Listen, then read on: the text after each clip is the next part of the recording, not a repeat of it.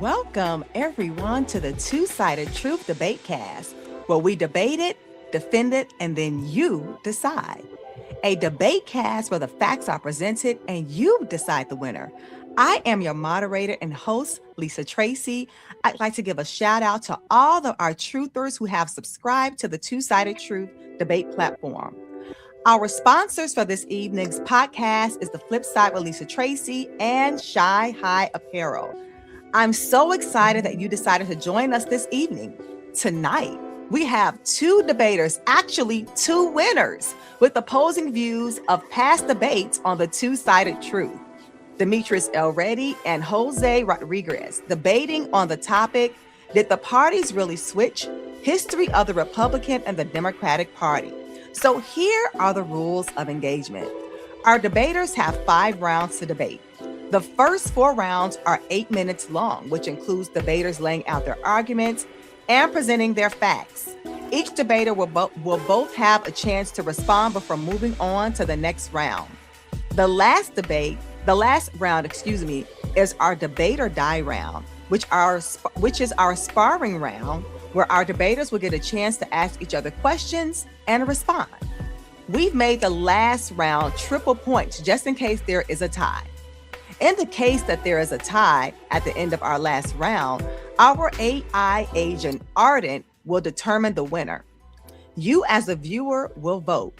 You will have a chance to vote on each round. We also encourage you to make comments in the chat, but we ask that you be respectful with your comments. Our debaters have worked hard to present their topics and debate. This message is to our debaters and our viewers. It's okay to be emotional and passionate, but we want you to be respectful. We are streaming live on Facebook, YouTube, LinkedIn, etc. But you can only cast your vote on the twosidedtruth.com. So at the end of this debate, we will have a winner because you would have voted. So let's begin.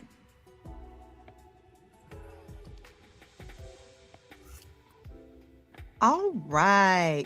So let's welcome our debaters. Demetrius Elready. He has been on our debate platform previously and is a returning champion of the two-sided truth. Introduce yourself, Demetrius, and tell our viewers what's your position in the debate and a little bit about yourself. I think you're on mute. Good evening, everyone. My name is Demetrius Elready. I'm an independent voter who casually studies modern day politics and law as a hobby. I approach today's topic in good faith, not through the lens of loyalty to a specific party or through the lens of historical evidence, legislative records, modern day analysis of the two parties. Today I will be arguing the Republican and Democrat parties did not switch. Awesome. Thank you so much, Demetrius. All right. Jose Rodriguez is also he has also been on our platform previously and is a returning champion as well of the Two-Sided Truth debate platform. Introduce yourself, Jose, and tell our listening audience a little bit about yourself. Good evening, everyone. As Lisa said, my name is Jose Rodriguez. I will be taking the position that the parties absolutely did switch, that the history will demonstrate that if it comes down to it, the AI will fact check and find out that the history absolutely demonstrates that the parties switched. For me, it's kind of like that thought experiment, that philosophical thought experiment, the ship of Theseus. A modern day twist on that would be to say the Chicago Bulls are not the greatest team in the NBA because they no longer have Michael Jordan. They don't have Scottie Pippen. They don't have Dennis Rodman. They don't have Steve Kerr. They don't have Phil Jackson as their coach. The team that was is not the team that is now. And similarly, the parties that are now are not the same as they once were. All right. Thank you so much. I want to remind our viewing audience, remember, your job is to go to the twosidedtruth.com to debate. You are only allowed to vote once without being subscribed or signed in. Subscriptions are free. So subscribe to the Two-Sided Truth to vote. Also, don't forget we have our AI agent Ardent listening tonight, and he doesn't take sides, he doesn't have feelings, and he cannot be charmed. He will be fact checking at the end of the debate. He will be fact checking throughout the debate. And at the end of the debate, Arden gives his verdict on who he believed won. Viewers will still vote in each round, and the winner of the debate will be based on the viewers who voted. voted. So if you're watching on the debate platform, keep an eye out that for Arden because it's going to be interesting. Before we get started, we're going to go to a commercial break and then we're going to go right into round one.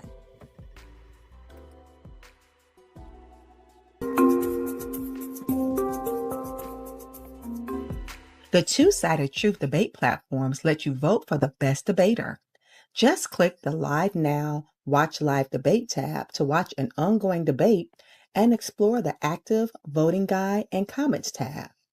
On the Active Topic page, you can see the debaters and their current topics.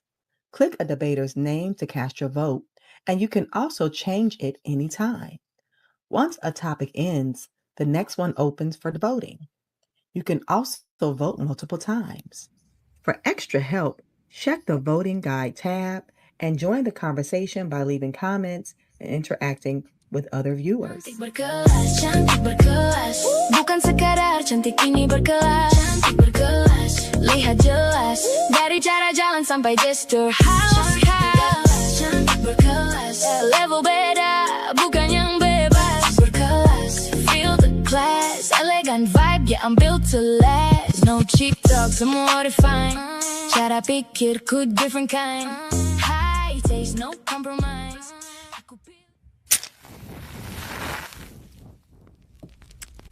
All right, round one is our fire starter round. Light the match and state your case. All right, so before I pass the mic over to our first debater, I have to read some historical relevance. Tonight's debate tackles a question that comes up often in political conversations. Did the Democratic and Republican parties really switch? Some argue that over time that the parties reversed their positions, especially on issues like civil rights, federal power, and regional support. Others argue that while messaging and coalitions may have shifted, the core philosophies of the parties remained consistent. To understand this, we have to separate history, policy, and perception.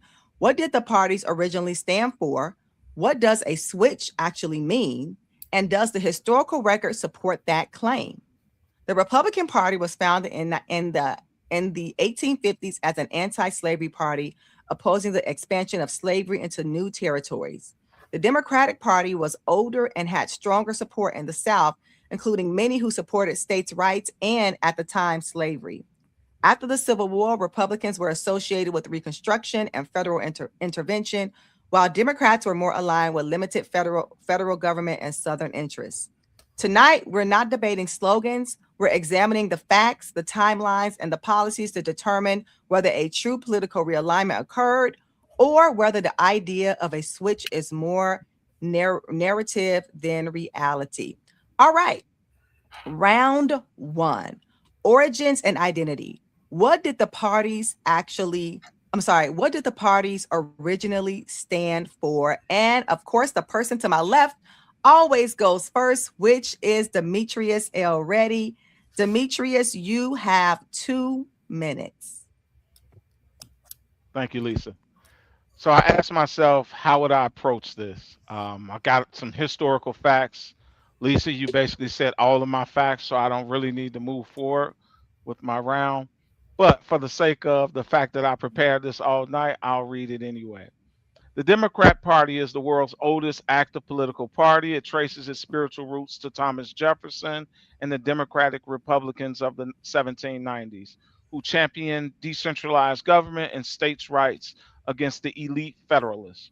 However, the modern party officially got together around Andrew Jackson, 1828, for the Jackson's democracy. It was built as a populist surge aiming to represent the common man, specialty farmers and laborers, against what we viewed as a corrupt national banking system.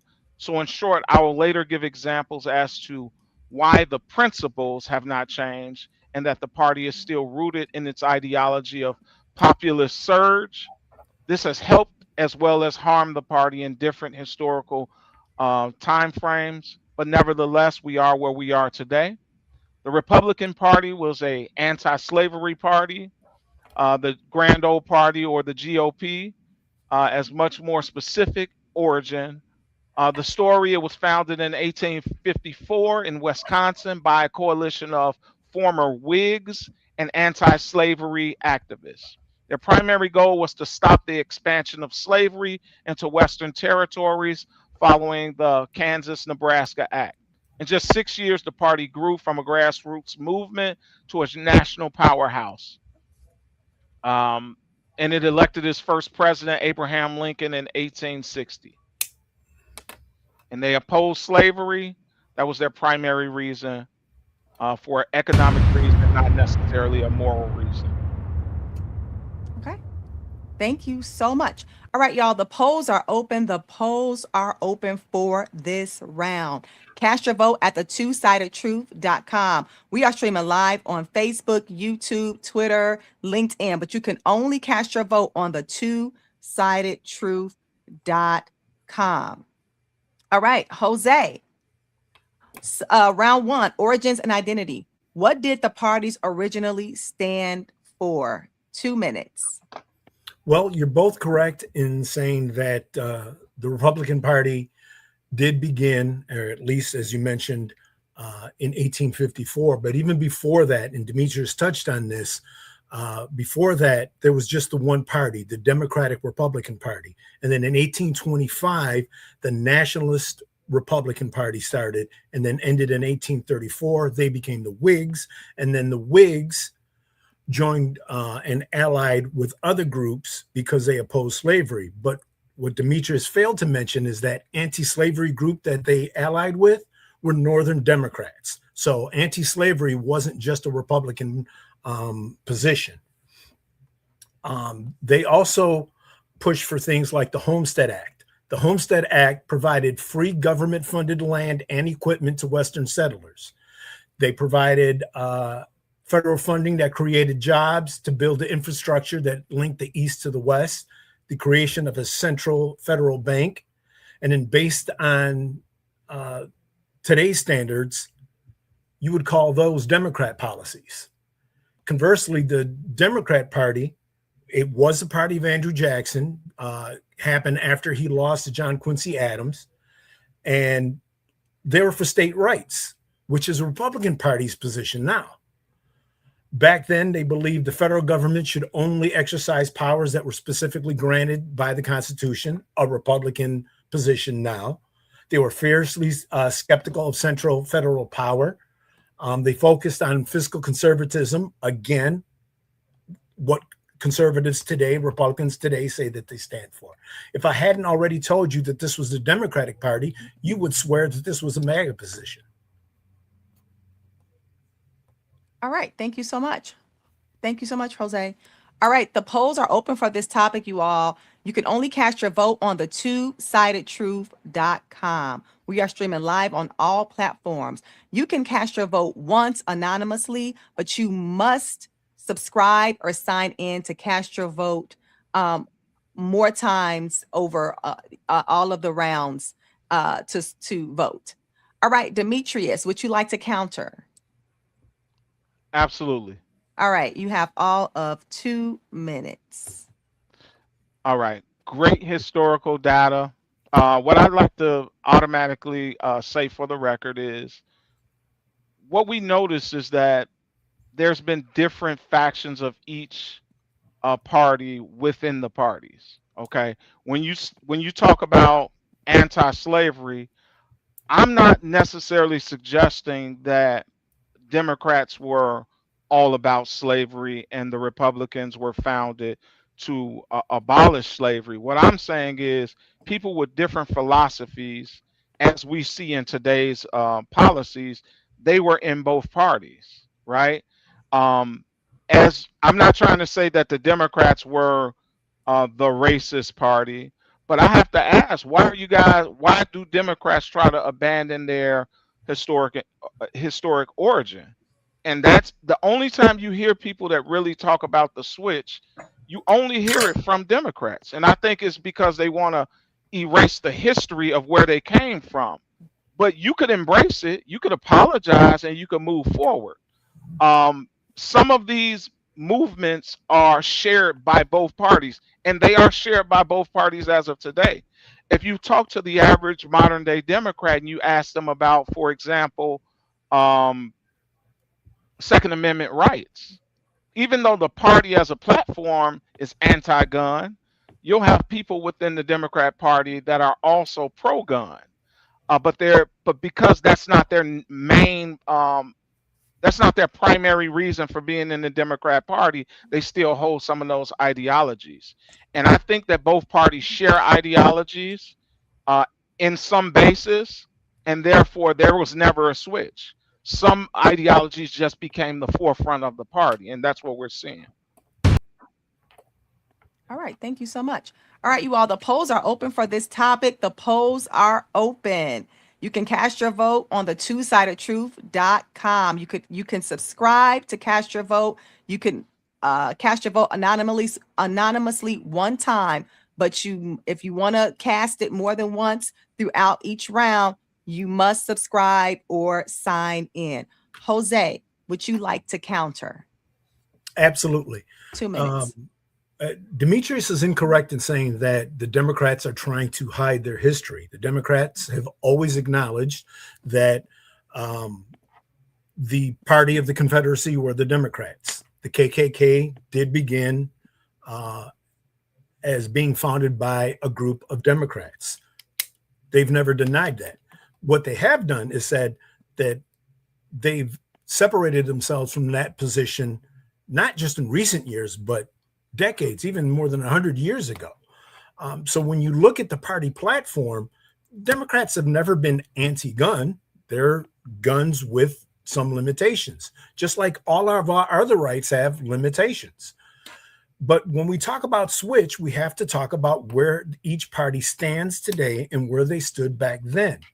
Like I mentioned, the Homestead Act, that provided free government-funded land and equipment. Today, the Republicans would call that socialism, but that was a Republican platform in the 1850s. The Transcontinental Railroad, federally funded jobs. Today, the Republicans would call that big government intervention. They would call that socialism. Back then, in the 1850s, they called for free federally funded university. We know for certain that today that the Republicans would call that socialism, and they're completely opposed to it. So if we're going to say that the parties never switched, then we have to say that the Republicans back in the 1850s called themselves by the wrong names. And the Democrats similarly, because the Democrats back then were the fiscal conservatives. Back then, the Democrats back then were opposed to a strong federal government. They were opposed to federal intervention. They should have been called the Republicans back then, and the Republicans back then should have been called the Democrats if we're using today's standards, which means the parties absolutely had to have switched. All right, thank you so much. All right, the polls are open, you all. The polls are open, and we are deadlocked in this vote. In this voting section, y'all, we are deadlocked. All right, let me go and read some of these comments. All right, Russell says the Democratic Party is a party of slavery, the KKK, and Jim Crow segregation law. Dr. Herm Wesley says Southern Democrats are the party of slavery, not Northern Democrats. Those racist Southern Democrats converted. There is an entire black and white video of the entire convention. I can send it to you. Jonathan says the party of welfare today was the party of slavery then. All right, let me move to my other comment section here. Let's see if I can move. I'm moving. The polls are open, you all, for you to cast your vote on the two-sidedtruth.com while I'm reading comments. Okay, I don't really see any more comments there. All right. I have some questions for you. Okay. Demetrius, 30 seconds. Should we judge modern parties based on their origins or their evolution? 30 seconds. I personally don't believe we should grade modern parties based on where they came from. But you got to ask them, why do they keep trying to avoid where they came from? Jose says that the Democrat Party owns the fact that they started slavery, the KKK, and all of that. I don't see them doing that on the national level. I don't see them. I see them always saying the party switched. And they're conning people then, and they're doing it again now. All right. Thank you so much, Demetrius. All right, Jose, 30 seconds. How much did regional politics influence party positions in the 19th centuries? Close to 100%, the same way that it does now. But I want to address what Demetrius just said. If the Democrats today are saying that the party switch, then that in and of itself is an acknowledgement of its history, because you can't switch from something that you aren't acknowledging happened before. All right. Thank you so much.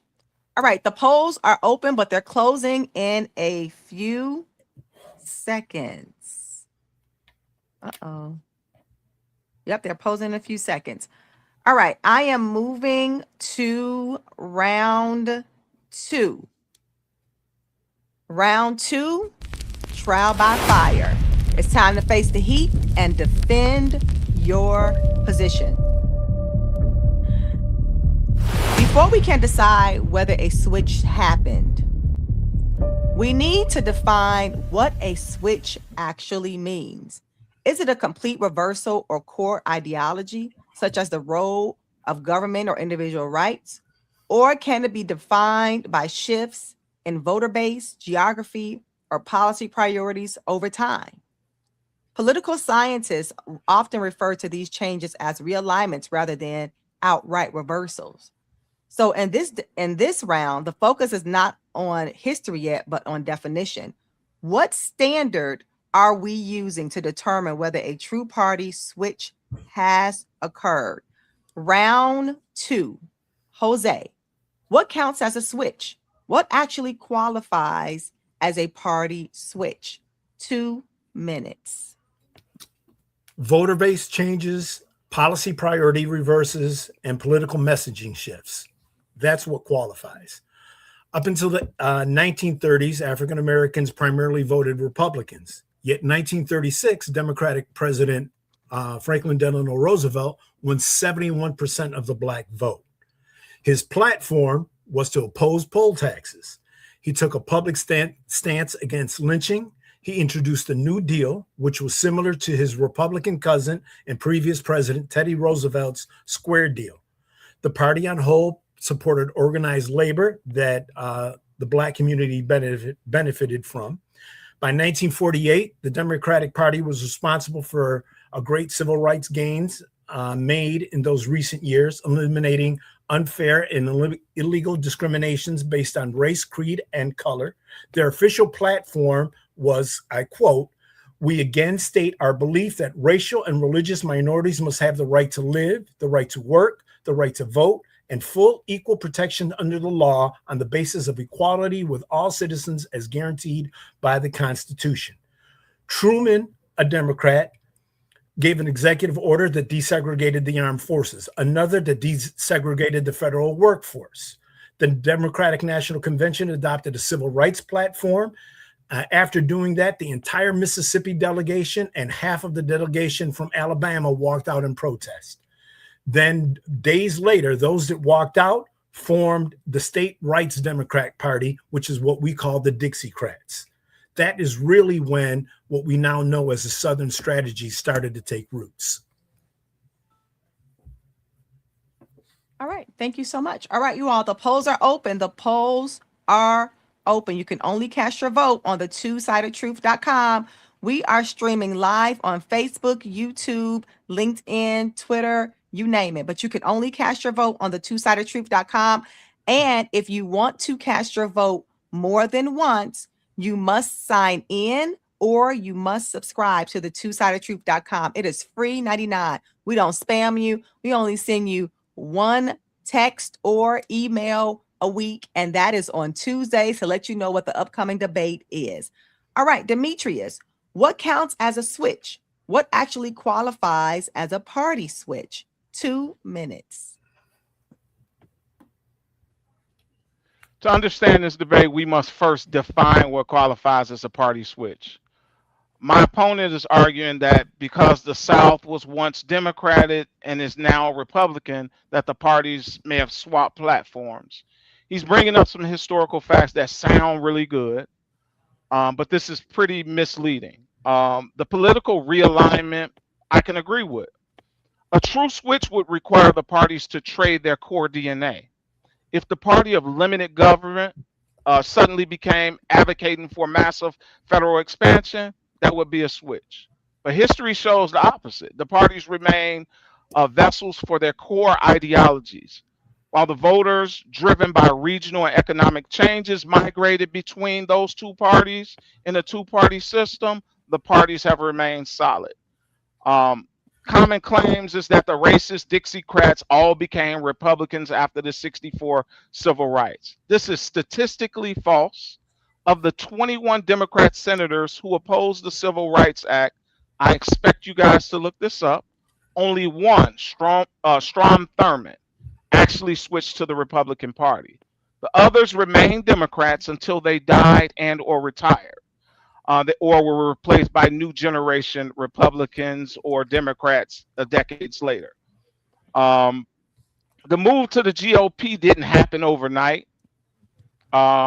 It was slow. Some people moved, some people remained where they were. And I'll ask you this: if the party switched recently, why did Joe Biden do the eulogy at Strom Thurmond, who was a known racist person? Why would the new Democrat Party's representative eulogize that man at his funeral? Because they are the same and they never switched. All right. Thank you so much. All right. The polls are open. The polls are still open. You can only cast your vote on the two-sidedtruth.com. You can only cast your vote on the two-sidedtruth.com. All right. Jose, would you like to counter? Absolutely. All right. 2 minutes. Demetrius used both a non sequitur and a red herring in closing his argument. Presidents and political officials always speak and eulogize members from the other party. It happens all the time. They always show up. They always speak. Joe Biden has been in politics for almost as long as I've been alive, and I'm 61 years old. So he worked with both parties across the aisle, which is what we as voters say that we want. We want bipartisanship. So if he worked across the aisle with a known racist, KKK member, and so on, are we supposed to say he's not supposed to work with them to get things done that we say that we want done? Demetrius also said that the core issues, the core platforms that the parties once stood for are still the same. Well, then Demetrius wasn't paying attention when I started off this debate. The Homestead Act, which is what the Republicans pushed for in the 1850s, it provided free government-funded land and equipment. Free. That's big government stuff that Republicans today say is socialism, that they say that the Democrats push for. They provided for free federally funded jobs to build the infrastructure that today's Republicans would say is a Democrat policy that is socialism.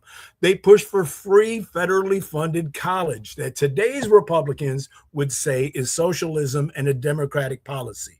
So obviously, the core positions from 1854 Republicans is entirely different than the core policies of today's Republicans. All right.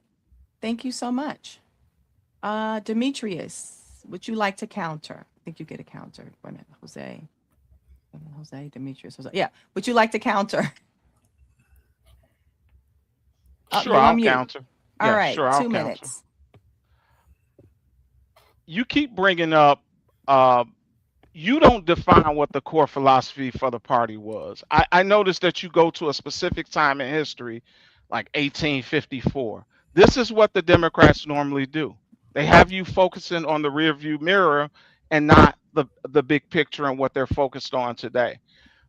If we keep looking for history, You can go from 1854 to 2026, and you can find different times where the platforms where they have focused on different ideologies within their own framework. But to say that they completely switched is absolutely incorrect. You have to acknowledge. So here's my thing: who's the party of big war? Who's the party of war Well, in today's politics? I'm asking you. if you're asking me the answer, who Yeah, just took us to war with Iran and we didn't need to invade? that would be the Republican Party, All right? right, so then I guess there's your Okay. answer. No, that's your response. But I'm gonna say then we go 4 years back and we look at the Ukraine war. Who was advocating for the Ukraine war? It was the Democrat Party. So every time that the Democrat Party, No, oh, absolutely, when absolutely, who declared Kamala that war? Harris. Who Listen, declared that war?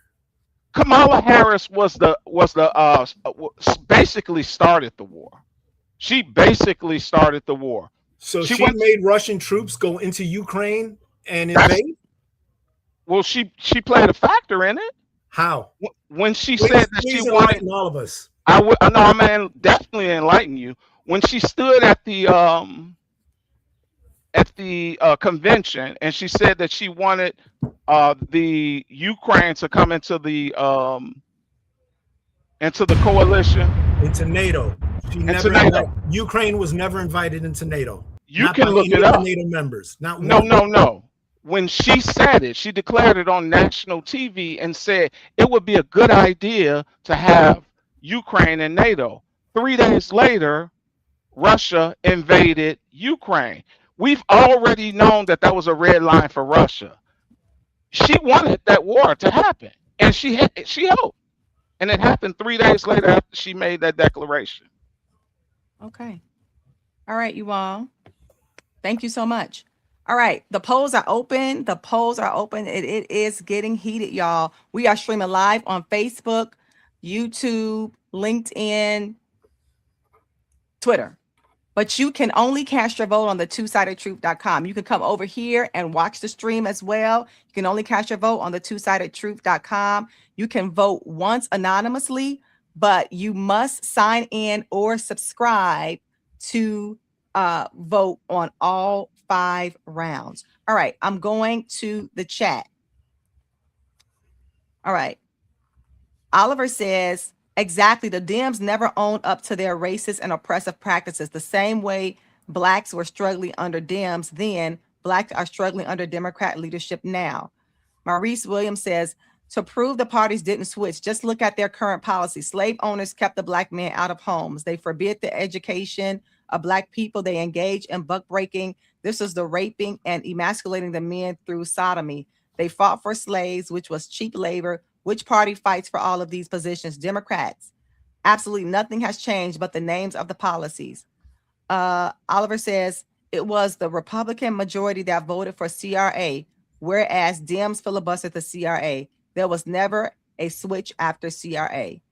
LBJ, I'll have those N-words voting Democrats for the next 200 years. Biden, all of people didn't want to desegregate school buses because he didn't want his children growing up in a racial jungle.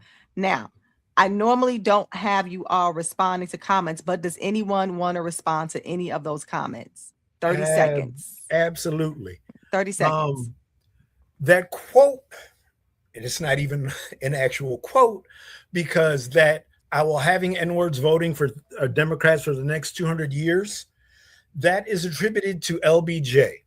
They saying that he said that in after the 1964 Civil Rights Act, except for we first hear that quote more than 30 years later by a journalist, the media that the Republicans say that we can't trust. But this journalist said that not that he heard LBJ say it, but he was told that someone else heard LBJ say that to someone else, which was two Republican governors on Air Force One, but neither one of those Republican governors acknowledged that LBJ said that. So we are now basing what we think of Democrats from 1964 because of what someone in 1995 said that he heard what someone else said that the uncle's mother's cousin told him twice removed, with no actual proof from a source that we're told by Republicans we can't trust. Okay.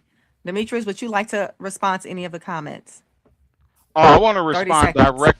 I want to respond directly to Jose. This is the confusion that Democrats do. They ask you for proof. Well, the proof is in the pudding when it comes down to the reality. After LBJ, blacks started voting as Democrats, and historically, blacks have been voting on a large. They have been voting on a 70, 80, 90% basis towards the Democrat Party, and it's because they were tricked, and they are still tricked today. Franklin Delano Roosevelt in the 1930s got 71% of the black vote. So it started 100 years ago.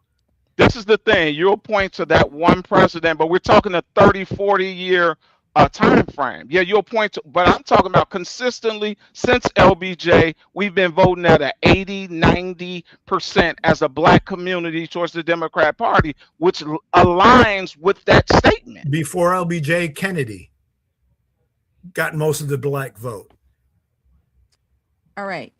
You're pointing to individual, yes, but you're shame on me. Yes, shame on me for pointing to actual facts. I'm sorry. Right, but this is the thing. The facts aren't telling the entire story. So this is what you guys do. If you want to focus on a particular fact, we're talking 100-year history where those facts do not hold up every single year or every single election. Okay, tell me which ones that they don't. I'm telling you that the Democrat, the black community, since FDR 100 years ago, or just short of 100 years ago, since FDR, where doesn't it align? The black community has been consistently the only community in America has consistently voted at an 80, 90% rate for one specific party. Why is that? It aligns with that quote. I'll have these N words voting Democrat for the next 200 years. We haven't came up on that 200-year mark yet. Well, that quote came after the black community started voting at least at 71% for Democrats. Consistently, no. Consistently. Since then, the black community has not been consistently voting for Republicans since FDR. And before that, they voted for his cousin, Teddy Roosevelt, in large numbers. And wait till I tell you what his platform said. Okay. Listen, I know this is a hot topic. It is a hot button topic. We have gone beyond the time for round 2. We got to move forward to round 3, y'all. You all have to hold your back and forth, and I'll give you some time for that in between, but write it down for the sparring round, for the do or die round. But we're going to have to move forward. I won't ask any questions on this round, but we are moving forward to round 3. Yep, this is the crossfire pressure point. This is where arguments get tested and cracked under pressure. Now that we've explored both the origins of the parties and what might qualify as a switch, we turn to the historical record. Key moments like the Civil War, the New Deal era, and the Civil Rights Movement are often cited as turning points in party identity. Over time, shifts in voter alignment, especially in the South, and changes in national priorities have reshaped the political landscape. The question is whether these developments represent a true ideological reversal between the parties or a more gradual evolution influenced by changing social, economic, and political conditions. All right, Demetrius, you are back up. Subtopic 3. Did the actual switch happen? Did U.S. history meet that definition? The polls are open. The polls are open for this next subtopic. You can only cast your vote on the twosidedtruth.com. All right, Demetrius, 2 minutes. The Great Switch is a popular historical shorthand, but it is one that collapsed under the weight of actual analysis. Today, the Republican and Democrat parties did not switch in the way that many contemporary narratives suggest, usually Democrat narratives. Instead, what we have seen over the last century is a complex realignment of voter coalitions and the evolution of regional identities, not a wholesale swapping of the core party's DNA. Furthermore, we must ask ourselves, why such a drastic oversimplification when it benefits you? Why has it become the dominant narrative? It appears that the primary reason for this manufactured switch is to allow modern policy parties to escape their troublesome history by reclaiming or by claiming a total identity swap. Political entities can effectively distance themselves from their past failures and moral compromises. This is more than just a historical error. It is a tactical distraction. Throughout history, controlling the narrative by rewriting the past has been a tool used to maintain control over constituents and prevent them from questioning the true, consistent roots of their party's philosophy. Legislative consistency. In the civil rights era, voting records show that Republicans consistently delivered the majority for the Civil Rights Act in 1957, 60, and 64. Personal stability. The idea that the racist Dixiecrats fled to the Republican Party is largely unsupported by data. Realignment versus reversal. The South's transition to the Republican Party was a multi generational shift driven by emerging middle class economic values and cultural issues rather than a sudden trade of platforms. It never happened. All right. Thank you so much. The polls are open. The polls are open. You can only cast your vote on the two-sidedtruth.com. You can only cast your vote on the two-sidedtruth.com. All right, Jose. Same question. Did the parties actually switch? Did the switch actually happen? Did U.S. history meet that definition? You have 2 minutes. Uh-oh, Jose. You're talking, but I think you're on mute. I'm sorry. Restart the clock, Crystal. Thank you. Okay, so yes, it absolutely did happen. And Demetrius just told you that it happened. Except for Demetrius said it didn't happen instantaneously. It happened over a long, protracted period of time, which I agree with 100%. Because as I stated earlier, the platform that the Republican Party once stood for in the 1850s, as well as in the 1950s, when they supported strong labor unions, a democratic policy today, a livable minimum wage. This was the Republican position, which is what Democrats stand for today.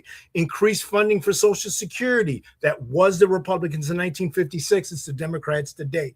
Equal pay for equal work. That was the Republicans in the 1950s. It's the Democrats today. Domestic infrastructure and domestic welfare, federally funded jobs to build the interstate highway. That was the Republicans in the 1950s. That's the Democrats today. Federal funding for schools. That was the Republicans in the 1950s, the Democrats today. And Trump just wanted to defund the DEA. Tax adjustments for small businesses, not for large corporations, was the Republicans in the 1950s. It's the Democrats today. Federally funded rural and low-income support, Republicans in the 1950s, now the Democrats today. All things that the Republicans today oppose, they were staunch supporters of in the 1950s. In the 1950s, they supported the SCOTUS decision of Brown v. Board of Education. The Republicans, since, 2013, when SCOTUS overturned some of the protections from the Voting Rights Act, that's complete change from supporting the Brown v. Board of Education. So Republicans today are a sharp contrast from what the Republicans were in the 1850s, 1950s. All right. Thank you so much for that. Okay. The polls are open, you all. The polls are open for this subtopic. Demetrius, would you like to counter? Sure, I'll do a quick counter. 2 minutes. While you're bringing up all of these different policies and how they've shifted, how they became the forefront of each of those parties, we can look at multiple years in 100, 200-year history and see how certain certain specific ideologies have ruled the parties at different times. That does not mean a switch. It may be a realignment. Remember, I told you that these people are identified inside of each of the two-party system. We're acting like these ideologies, like everyone in the specific demographics, believe in every single ideology. That's absolutely incorrect, and we know that. And when we think about it, like I said, it's a realignment. Every few years, if I had to, since we like to oversimplify, I would say that the Democrat Party is about control and manipulation, and they go with the populist ideology.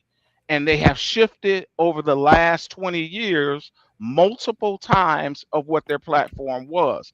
I think their manipulation is also rooted in not necessarily helping people as you lay out these platforms, but these platforms that they try to get passed, they never pass them and they never actually help. They've traded the chains of slavery to the chain of dependency to have people dependent on the Democrat Party. So yeah, they throw it out as, oh, we want to tax the rich, but at the same time, they're not taxing the rich. They never get done what they're saying that they do, and use they ultimately use the labor of people to continue to vote so that they can maintain control. That's what I believe, and that's what I think the history shows. All right. Thank you so much. Okay, wait. Who went? This is the third round. It's my turn to counter. It's your counter. Demetrius. Okay. Yeah. Thank you. I'm doing so many things. I'm being pulled. Okay, yeah, I'm sorry. Things have gone a little bit off the rails today, but that's I mean, it's good for the spirit of the debate. It is. All right, Jose, you got 2 minutes to counter. All right, I'm sorry, and at the risk of sounding disrespectful, and I'm really not trying to be at all. So if it comes across that way, I sincerely apologize. But none of what Demetrius just said makes sense. He's saying he feels that this is what the Democrats are and were, and he thinks that history supports them. But each and every time I bring up historical data, historical policy position, and historical actually policy enactment, he says, why does Jose keep pointing to things that actually happened in history to show what once was is now different than what is now when we're talking about a change? So obviously, if we're talking about a change, what once was is different than what is now. So it makes no sense to say that we can't go based on the actual facts and data that Jose is citing to determine whether or not the parties changed. Of course they change, because if this is what their policy positions were, and if this is what their platforms were, and they're different now, then that by definition is a change. And the fact that the policies that were enacted are different then than what they are now, that by definition is a change. And then to go to these red herring and dog whistle talking points about, oh, the Democrats are the party of dependency and all that stuff. Welfare was started specifically for white rural people in poverty. Anytime they wanted to market it for it to be passed, that's what they push. But when they don't want it, then they flip the script and point to the welfare queen and so on, and try and put a black face to it when they want to paint it in the negative light, which is what has been done all throughout American history. When we want to paint something negatively, let's paint it black. But we want it to be positive, let's paint it white. All right. Thank you so much, Jose. The polls are still open for this subtopic. The polls are still open. All right, Demetrius, 30 seconds. I'm going to read some. I got a question for you. Are these changes better explained as evolution rather than a switch? I'm glad you asked that question, because I noticed that Jose keeps bringing up change. This is why I'm not arguing the facts of what Jose says. It's because change did happen. The core of this debate was there a party switch? There was no party switch. There was realignment in the party. Realignment in the party does not mean that the parties switched. If you trade players from one team to the other team, it doesn't mean that the organizations have changed. Okay, thank you so much. All right, Jose. Can multiple historical moments together demonstrate a long-term switch? 30 seconds. If they do consistently over a protracted period of time. Prime example, these are the Confederate States of America in the 1850s. This is how they voted in the 1880s, primarily Democrat. This is how they voted in 2008, primarily Republican. This is how they voted when Obama ran against McCain, primarily Republican. This is how they voted when Trump ran against Biden, primarily Republican. Obviously, over that protracted period of time, those consistent changes prove that the parties are now different. Okay. Thank you so much. All right. I'm going to the comment section, you all. I'm going to the comment section. Woo, it's hot in here. Okay. All right. Let's see. Do I have anything? There's so many There's so many comments. There's like pieces of comments. So I'm not going to read those. I'm very grateful that you all are commenting on this debate topic. So I'm going to keep moving on. Let me go back to my notes here. All right. We are moving on to round 4. And round 4 is the Inferno. This is the final blaze. The flames are high. Either rise or get burned. All right. In this final round before the debate or die round, we move from theory and interpretation to evidence. Party platforms, legislation, and voting records provide a more concrete way to evaluate change over time. Rather than focusing on perception or narrative, this round is about receipts. What did the parties actually support, pass, and implement? Did their policies reflect a consistent ideology, or did they show clear shifts that support the idea of a party switch? This is where arguments must be backed by facts. All right. So, subtopic number 4, dependency versus neglect.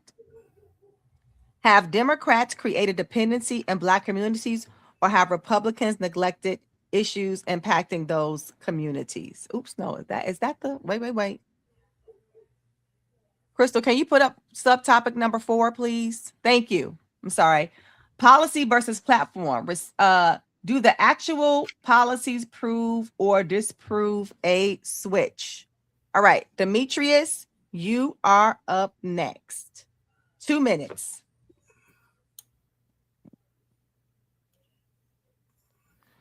The central argument is that the Republican Party originated as a radical movement against the political establishment and has now returned to its roots under the MAGA society.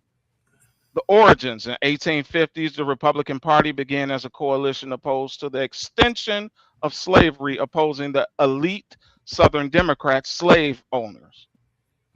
They were the power at that time. They controlled the government.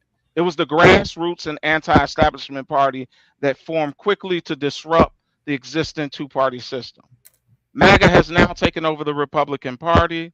The MAGA movement positioned itself against the Washington swamp, mainstream media, and both Democrat and the neocons of the Republican Party establishment. It is portrayed as the crusaders against the political establishment that has failed the American worker. Radical nationalism and American first. Early Republicans were strong nationalists who fought for free soil, free labor, free speech, free men.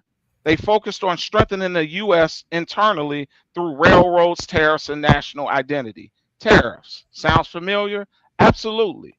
The movement for MAGA, now is officially known as the America First movement, is emphasized strong borders, industrial protections, and the nationalist approach, which parallels the early focus of the national building through a different modern lens. When we think about it, The Democrats, I say they're looking for the new slaves, which is why they imported or allowed millions of people to pour through the southern border. You have to ask yourself, um, why did they let so many people come through the southern border? Okay. Thank you so much. All right. Jose, policy versus platform, receipts round. Do the actual policies prove or disprove a switch? 2 minutes. Of course, they prove the switch. And as a matter of fact, I'm going to start off by addressing the red herring that Demetrius just used to close the immigration, which has absolutely nothing to do with this topic. But in the 1950s, the Republican Party highlighted the Refugee Relief Act of 1953. They promised to continue supporting providing asylum for refugees and displaced persons and immigrants entering the United States. This was the Republican Party, absolutely opposite of what MAGA stands for today. So thank you for that red herring, Demetrius. It fed right into what I wanted to talk about. But you brought up civil rights and tried to use who voted for what during the civil rights movement.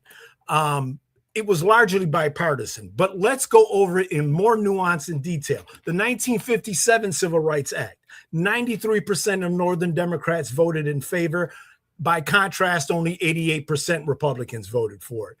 That was in the House. In the Senate, 100% of Northern Democrats voted for it, only 91% of Northern Republicans. The 1960s Civil Rights Act, 94% of Northern Democrats voted in favor of it, only 83% of Republicans voted for it. That was in the House. In the Senate, 100% of Democrats in the North voted for it, compared to only 88% of Republicans in the North. The 1964 Civil Rights Act, 94% of Democrats in the House voted in favor compared to 85% of Republicans in the House. The Senate vote, 98% of Democrats voted in favor compared to only 84% of Republicans. 7 Republicans sided with the Dixiecrats to filibuster that act. So it wasn't just the Democrats that took part in that filibuster. So, like I was trying to say, the proof is in the actual history and the data. All right. Demetrius, would you like to counter? Yes, what I noticed is that you specifically, this is the thing, you have to really pay attention to Democrats because they're really crafty with words and how they use words. When you was reciting all of your receipts, and I knew that this would be a history lesson, but I knew that you wouldn't bring all the facts.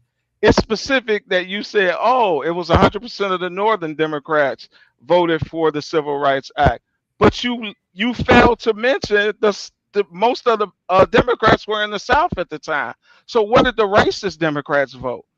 No, you're not going to bring it up. You know why you're not going to bring it up? Because it does not support your argument. And that's what I'm trying to say. Both parties are built with, they had people that supported and did not support. But because that argument sounded good for you, it was, oh, 100% of the Democrats supported it and only 80% of the Republicans. But you only used the Northern Democrats. You didn't use all the the entire Democrat platform. And you, an educated man who's obviously knowledgeable about history, you're only telling the part that makes your argument sound well. And to someone who's unfamiliar with these ideologies, then yeah, that would make sense. That it sounds like 100% of the Democrats supported, and that's the platform that the normal Democrats normally run on about how they are for the working man. Meantime, the working man never gets anything. They're selling our jobs over to China, and now they're giving them to the illegal migrants. Yes, the Republicans did support refugee statuses, but the Democrats abused that principle to import tens of millions of illegal aliens to come in to do the slave labor work to replace the slaves that they had that are no longer slaves. That's what they did, and that's what's going on now. They're looking for new slaves. You know it.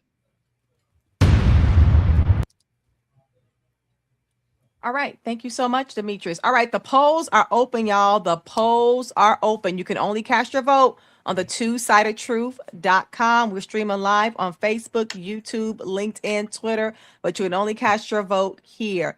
You can cast your vote anonymously one time, but you have to subscribe in order to cast your vote, or sign in if you're already to subscribe to cast your vote in multiple rounds. All right. Jose, would you like to counter? Absolutely. 2 minutes. Demetrius is 100% right. I specifically pointed to Northern Democrats versus Northern Republicans when I cited all those statistics. And I did that because it was in response to Demetrius saying that the Democrats opposed the civil rights while the Republicans supported it. It was in direct contrast to what he had said. So it wasn't just to try and tell half the story. Yes, it's 100% true that the Southern Democrats weren't in favor, but neither were the Southern Republicans, because the Southern Republicans only voted 40% in 1960. Let's see, 7% in the Senate in 1960, 0% in the Senate vote in 1964, Southern Republicans. So even regionally, the Republicans weren't lockstep in favor of these things. And as far as the Democrats abusing the refugees to give away jobs to illegal immigrants, because we allowed 10 million illegals to, and I hate the term, to pour in across the southern border. I love these red herring dog whistle talking points that are not based in any facts at all, because according to Trump's own Department of Homeland Security, currently there are about 12 to 15 million total illegal immigrants in this country. So how, if that's the total, did we allow tens of millions illegals to cross when Trump's own Department of Homeland Security says otherwise? We cannot use dog whistles and talking points to talk about fact. We have to use historical fact. All right. I think I have a counter, right, with Demetrius? No, that was my counter to it? Demetrius's counter. Okay. That is it. That is all. All right. I have some questions before we get to our last round, the debate or die round. All right, Demetrius, 30 seconds. Can policy shifts be explained by changing national priorities rather than a switch? Absolutely. And that's exactly what I'm saying. Policy priorities, especially when we're talking about I noticed that everybody noticed this. You keep going to specific times in history to make your points. And I noticed that each of those times are 50, 100 years apart. So yes, absolutely things have changed. They haven't completely switched. And that's what my argument has always been. Different party platforms have taken the lead, and sometimes it just changes. All right, you all, the polls are still open for this subtopic. The polls are still open. You can only cast your vote on the two-sidedtruth.com. You can only cast your vote on the two-sidedtruth.com. Jose, 30 seconds. Do changes in federal policy priorities reflect deeper ideological change? Yes, there's a common quote that says, show me your budget and I'll show you what your beliefs are. So if you believe in something having priority or being of some importance, that will show up in the policies that you establish. That's why in the 1850s, the Republican Party, whose platform and policies that I laid out at the beginning of this debate, is completely opposite than it was in what it is now currently. They are two entirely different parties. Okay. All right. Thank you all so much. Okay. We are at our last and final round. And you know what our last and final round is? It is our debate or die round. All right. This is our sparring round, which is timed for 5 minutes. Demetrius and Jose will have a chance to interact respectfully and ask each other questions and counter. This is the last round. So the way that the voting works here now is our debate or die round. The topics are weighed at 3 times the vote. So we don't have to get any votes. We don't have to have a tie. That's last week we had a tie, and I was like, oh my goodness, I wasn't expecting that. So I hope this will help with any tiebreakers in the future. But this last round is a collective of 5 minutes. So it's not like Demetrius has 2.5 minutes and Jose has 2.5 minutes. Both of you have five. I'm sorry, the both of you collectively have 5 rounds. So whoever wants to kick it off, go right on ahead. All right. So, Demetrius, you said repeatedly throughout that the Democrats pay lip service to, particularly to the Black community. So I'm going to let the Republicans speak for themselves, and you tell me what you think. 1962, Ronald Reagan left the Democratic Party after being a lifelong Democrat. When asked why, he said, "I didn't leave the party left me," meaning that the Democrat Party from the 40s, the 50s, going back to the Confederacy, changed and left what he once supported. So he supported those Dixiecrat policies before he became a Republican, but said that the party left him, not that he changed his beliefs. In 1968, John Ehrlichman said he was Nixon's advisor. In the 1968, Nixon and his White House had two enemies, the anti-war left and Black people. In 1970, Nixon's political strategist Stephen Phillips said, "From now on, the Republicans are never going to get more than 10 to 20% of the Negro vote, and they don't need any more than that. But Republicans would be short-sighted if they weakened the enforcement of the Voting Rights Act. The more Negroes who register as Democrats in the South, the sooner the Negrophobe whites will quit the Democrats and become Republicans." Lee Atwater said in 1954, "You start off by saying N-word, N-word, N-word, but by 1968, you can't say N-word because that hurts you. It backfires." So you say stuff like forced busing, states' rights, and all that kind of stuff. You talk about cutting taxes and those kind of things, economic policies. Did we know that would hurt the Black community much more than whites? Absolutely. But it's a lot more abstract than saying N-word, N-word. Today, the Trump administration calls the Confederate General Robert E. Lee a great American hero. Military bases and forts whose names were changed to honor Black military members by the Biden administration were changed back to the names of Confederate soldiers. Trump administration had a statue of a Confederate soldier, a self-identified white supremacist and former KKK member, Albert Pike, returned to a place of prominence in D.C. Trump did that. These are all Republicans saying to you that what you believe about the Democrats is actually what the Republicans believe and have believed since the 1940s up until today. We're talking about the history of our country. Think about this. The history of our country is what the history is. We talked of the history of the Democrat Party being founded by Thomas Jefferson at some point. I believe that came up in my notes. But yet, several years ago, we saw statues being snatched down with Thomas Jefferson. We saw schools being renamed that had Thomas Jefferson and some of these old racist Democrats' names on it. You're renaming it so that you can replace and you can change history so that you won't have to own where you came from and the strategy that you're rolling out today. Now no one questions why 10 million people in the Biden administration, during the Biden administration, we're talking 300,000 people were coming in per month from all over the world because the Democrat Party opened the southern border. Remember how they lied? The Department of Homeland Security, they didn't. Remember how they lied to the American people and told us that all they needed was policy change and that the border would be closed? And the first month that Trump took the reins back as the presidency, we saw that the border crossings completely went down to almost zero. Now, you can try to credit Biden because he did close the border. None of that has anything to do with whether the party switched.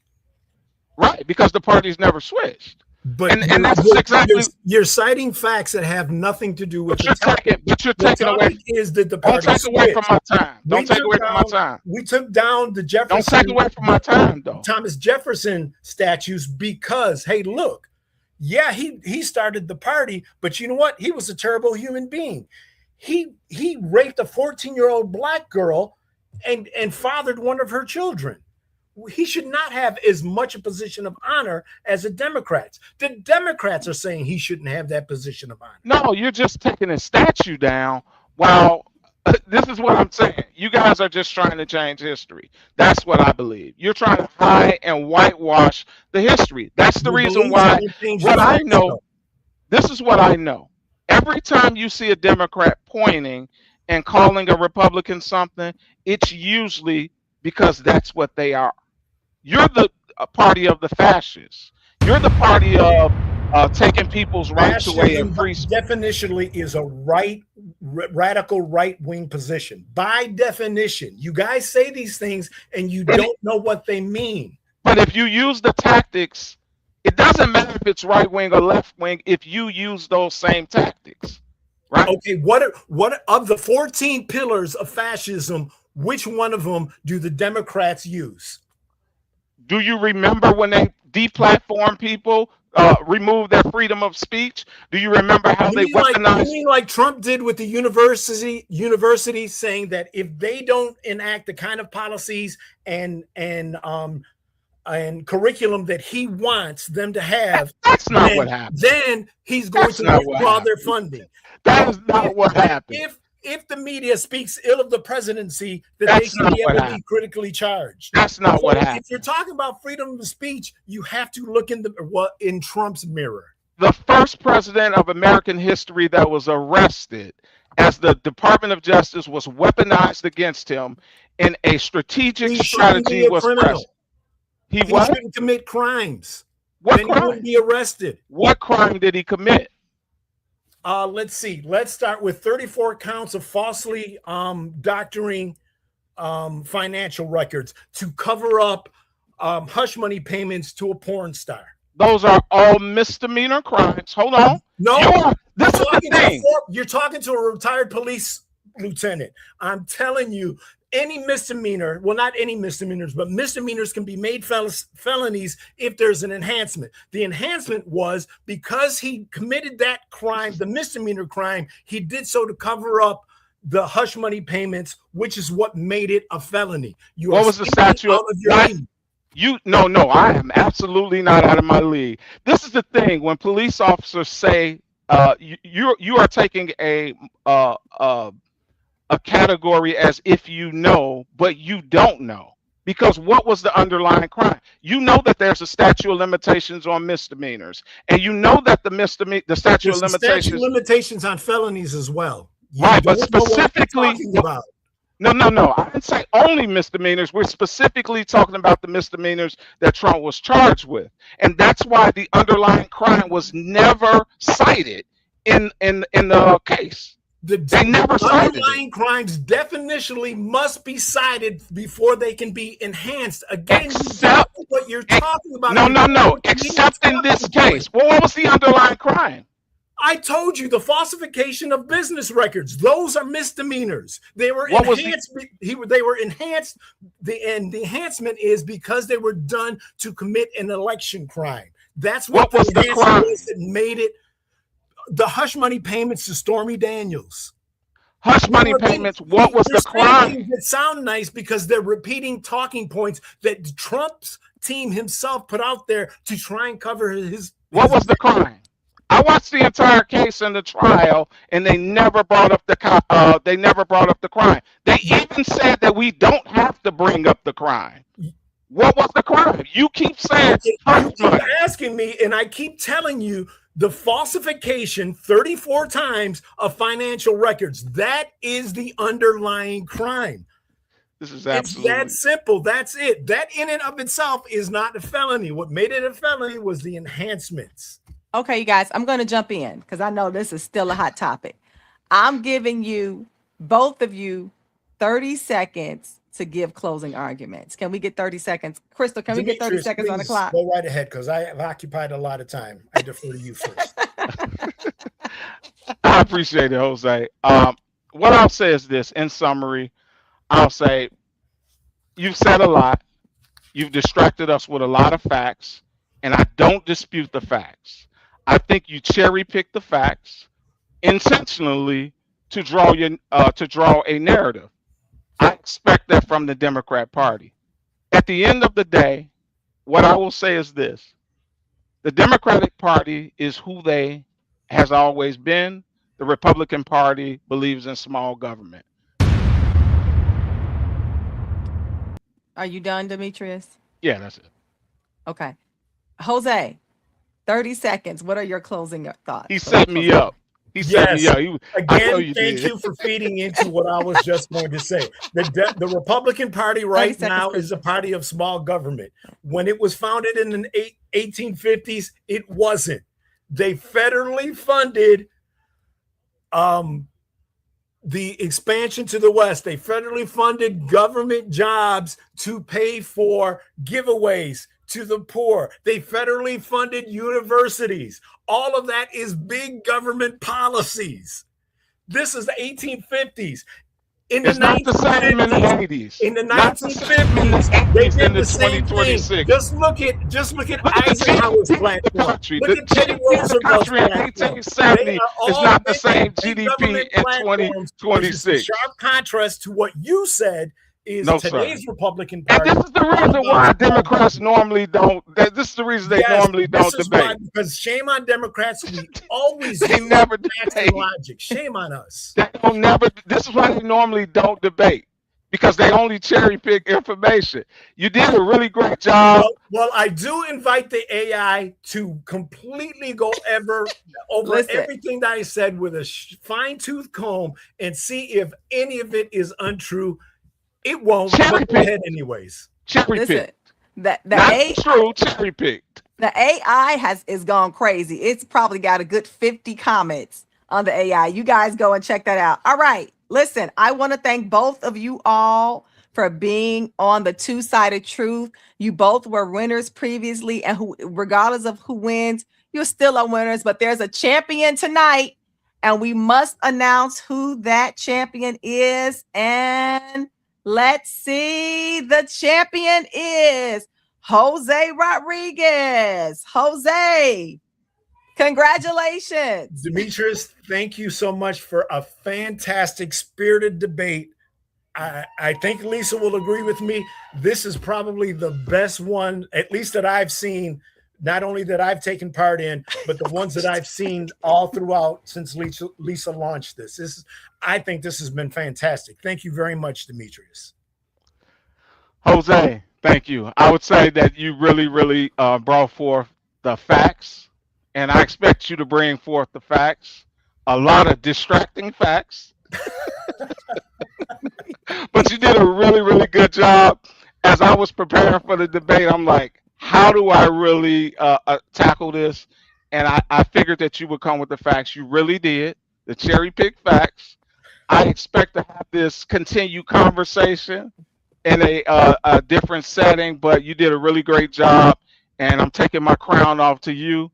And I'm thanking you for the free-spirited debate. I appreciate that. And when I launch, of course, you're invited to jump in, and then maybe we can get into this a little bit more detailed so we can get past any cherry picking that you believe that happened. So again, thank you. Lisa, thank you. This was fantastic. Thank you all so much. You all, I really appreciate you all. And of course, they'll be back. I'm sure you will. Jose, you'll be back in a few weeks. But you are gifted with a gift certificate to one of our sponsors, the Flip Side, Lisa Tracy or Shy High Apparel. Thank you both for debating. If you believe you can hold your own during a debate and love presenting facts, and you can civilly debate with passion, sign up to be a debater. Go to the twosidedtruth.com, scroll down a little, and click the Become a Debater button. If you'd like to suggest a topic, go down to the twosidedtruth.com and click the Suggest a Topic button to type in your topic. Thank you for the audience for tuning in. If you subscribe today, thank you. You are now a truther. I so appreciate you all.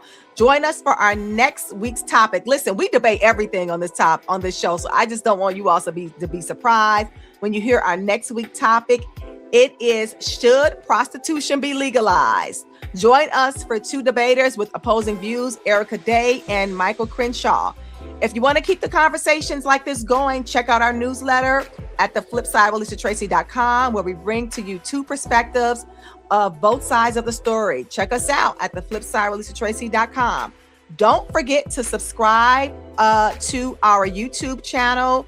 Like us on YouTube, subscribe to us on YouTube so we can become monetized, Facebook, and the Two-Sided Truth. Thank you once again. I really enjoy everyone in the comment section. This was definitely a spirited debate, and I look forward to next week and next time. Take care.